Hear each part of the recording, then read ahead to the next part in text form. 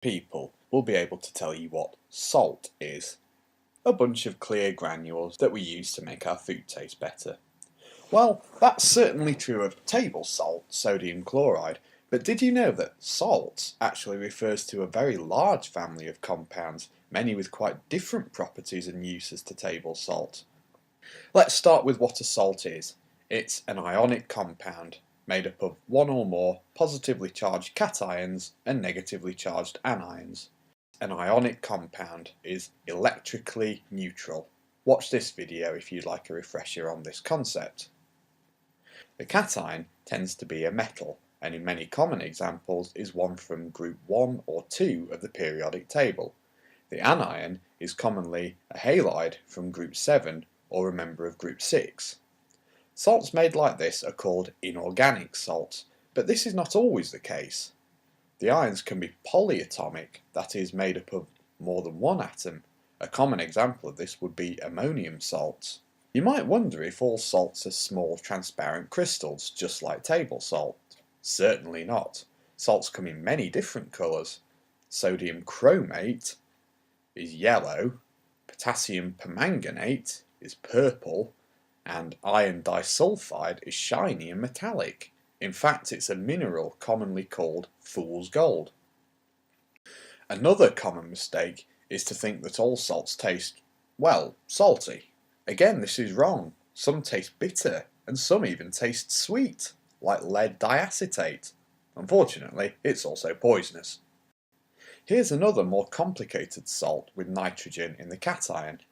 It's part of a family called the diazonium salts, which are all brightly coloured. Can you think what they might be used for? Pause and have a think, then resume.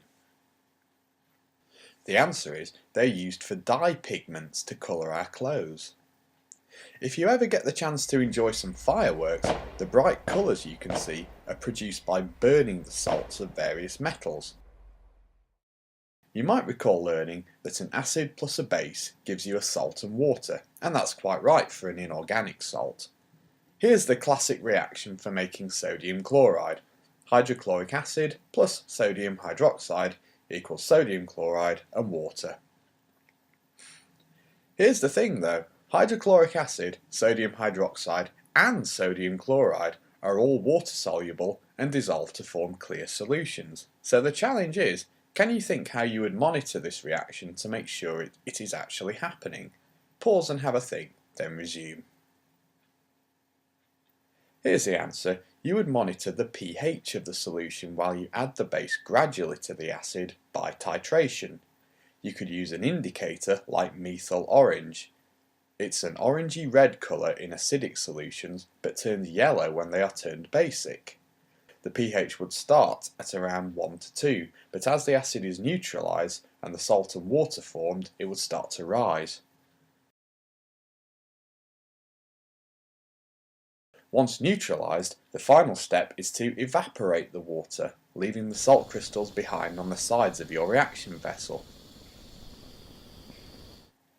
Now, while this technique is good to know, we wouldn't ever have to create table salt this way in industry because nature does the chemistry for us, and sodium chloride can either be mined from the ground or evaporated from seawater.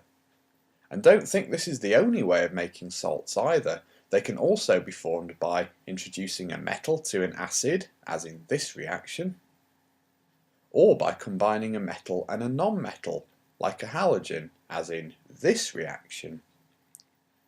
All of these salts are soluble in water, but some salts are highly insoluble, and some are what we call sparingly soluble, meaning only a small amount can dissolve and the rest stays as crystals. Salts made with sodium, potassium, and ammonium cations, and those made with nitrate anions are all water soluble. But most salts made with carbonate anions are water insoluble.